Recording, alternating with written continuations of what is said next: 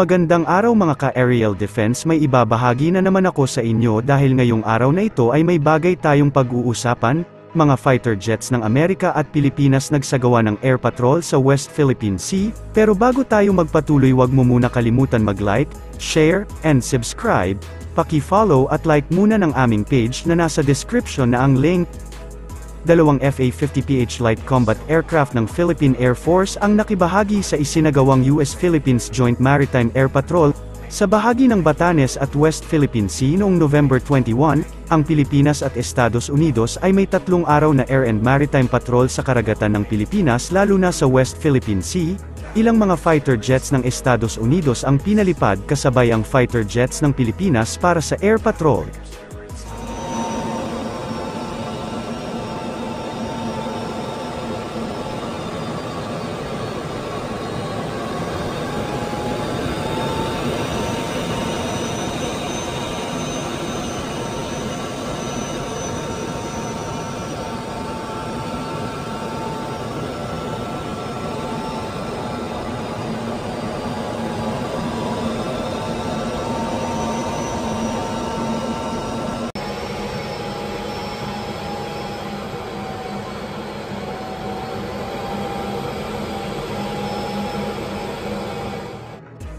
Makikita natin sa video na ang F-15C fighter jets ng Estados Unidos at FA-50PH fighter jets ng Pilipinas ay sabay na nagpapatrol kasama pa ang isang C-130 aircraft ng US sa West Philippine Sea. Sinimulan na ng Pilipinas at Estados Unidos ang kanilang magkasanib na maritime at air patrol sa pinag-aagawang West Philippine Sea. Inihayag ni Pangulong Marcos noong November 21, ngayon ay minarkahan ang simula ng magkasanib na maritime at air patrols, isang collaborative na pagsisikap sa pagitan ng Armed Forces of the Philippines at ng United States Indo-Pacific Command sa West Philippine Sea.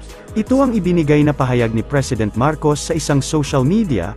Ang Joint Patrol, na tatakbo sa loob ng 3 araw hanggang Huwebes, November 23, ay isang makabuluhang inisyatiba at isang testamento sa ating pangako na palakasin ang interoperability ng ating mga puwersang militar sa pagsasagawa ng maritime at air patrols.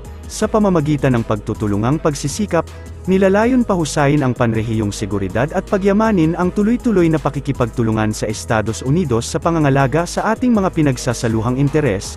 Dagdag ni Marcos, ang Joint Maritime at Air Patrols ay bahagi ng serye ng mga kaganapan na napagkasunduan ng Mutual Defense Board Security Engagement Board ng parehong bansa.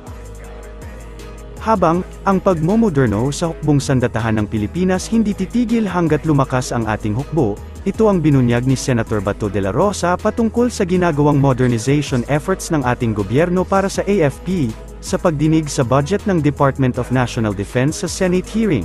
Naitanong ni Senator Riza Hontiveros kung ano ang mangyayari kapag natapos na ang AFP Modernization Program Horizon 3. Unang dagdag na tanong ko po, anong mangyayari pagkatapos nating makumpleto yung Horizon 3?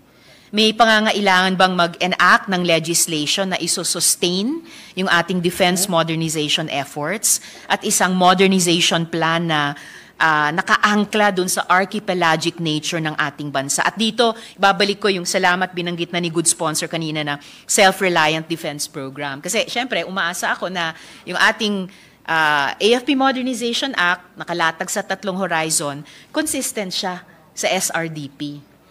Yes, Your Honor, we expect after the completion of this AFP Modernization Act, darating rin ang araw na magiging obsolete na rin yung modern na yan. So we will have to formulate another modernization law in the future because modernization does not stop. There's no end. That's infinite, Mr. President. So we expect in the future na meron na namang another modernization act na ipoformulate natin dito sa Senado in order to catch up with the latest trend, the latest technology, and everything as far as defense is concerned, Your Honor. Salamat, good sponsor. At para nga eventually ma-formulate natin itong another modernization law, nakapag-develop na ba ang DND ng roadmap lampas sa Horizon 3 para paunlarin natin, i-maintain natin ang isang AFP na kayang i-address yung security needs ng ating bayan?